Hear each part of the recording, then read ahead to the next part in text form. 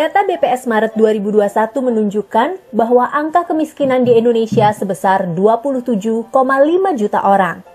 Dalam upaya mengentaskan kemiskinan, pemerintah memiliki bermacam program bantuan sosial. Program Keluarga Harapan atau PKH adalah salah satunya. PKH merupakan program Conditional Cash Transfer atau pemberian uang tunai melalui ATM. Tujuannya adalah agar penerima manfaat dapat memenuhi kebutuhan dasar seperti pangan, pendidikan, dan kesehatan. Ada syarat khusus penerima PKH, yaitu keluarga yang memiliki anak balita, ada ibu hamil, anak sekolah, penyandang disabilitas, lansia, dan ketua kelompoknya harus perempuan. Penerima PKH di tahun 2021 berjumlah 10 juta KPM atau sekitar 40 juta orang. Penanggung jawab PKH adalah Kementerian Sosial. Sementara dalam implementasinya ada kementerian dan lembaga lain yang mendukung, Pemda, LSM, dan pemangku kepentingan lain. Pelaksana program disebut sebagai SDM PKH, dari mulai Menteri Sosial, Direktur Jenderal Perlindungan dan Jaminan Sosial, Direktur Jaminan Sosial Keluarga, para kepala subdirektorat, tim teknis pusat, koordinator regional, wilayah, kabupaten dan kota, administrator pangkalan data, dan pendamping sosial. Ada triliunan uang dikeluarkan setiap tahun untuk PKH, juga banyak pihak yang terlibat di dalamnya. Hal ini memunculkan risiko untuk terjadinya kekeliruan, penyelewengan, maupun kesalahpahaman bagi para pelaksana PKH. Untuk membantu memastikan SDM menjaga kesantunan, integritas, profesionalitas dalam melaksanakan tugas, mencegah dan menangani dugaan pelanggaran, Direktur Jenderal Perlindungan dan Jaminan Sosial menyusun kode etik SDM PKH. Seringkali SDM dihadapkan pada pilihan sulit, seperti mengambilkan uang KPM karena keterbatasan fisik atau jarak, atau bersikukuh tidak mau sama sekali memegang KKS, dengan risiko bahwa KPM mungkin tidak akan pernah bisa mengambil uang mereka, serta dilema-dilema lain dalam menjalankan tugas. Di saat bingung menentukan sikap, sebetulnya disinilah kode etik PKH menjadi tempat yang paling tepat untuk menjadi sumber informasi sebelum mengambil keputusan akan memilih tindakan mana.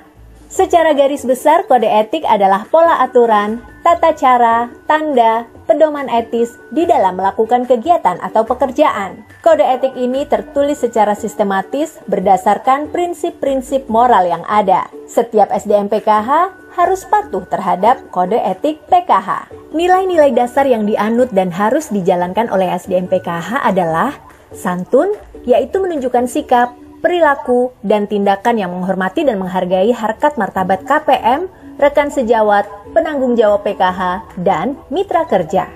Integritas, menunjukkan konsistensi dan keselarasan antara pemahaman nilai-nilai dengan sikap, perilaku, dan tindakan yang tercermin dalam komitmen, tanggung jawab terhadap PKH, dan kejujuran.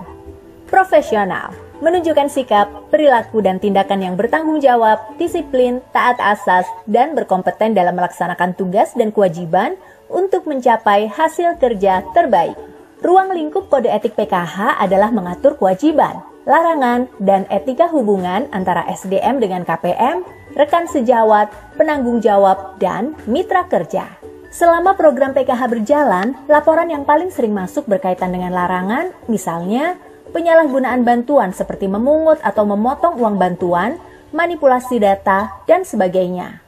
Ketidakpatuhan terhadap kewajiban seperti tidak melakukan edukasi, verifikasi komitmen, P2K2, pemutakhiran data, dan rekonsiliasi bantuan. Pelanggaran berkaitan etika hubungan yang sering dilaporkan adalah diskriminasi terhadap KPM, melakukan intimidasi baik ke KPM, rekan sejawat maupun mitra kerja, tidak mematuhi aturan, tidak prosedural, dan sebagainya.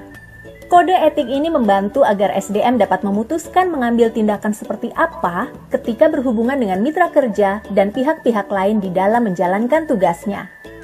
Karena tidak bekerja sendiri, maka idealnya pihak yang berhubungan dengan SDM juga memahami dan menghormati SDM ketika menjalankan tugasnya, dan mendukung agar mereka tidak sampai melakukan pelanggaran kode etik. Misalnya, sering kejadian karena adat ketimuran yang ingin menunjukkan rasa terima kasih dengan memberikan sesuatu pada orang lain, maka ini justru menjadi bumerang dan membuat SDM dituduh menerima gratifikasi.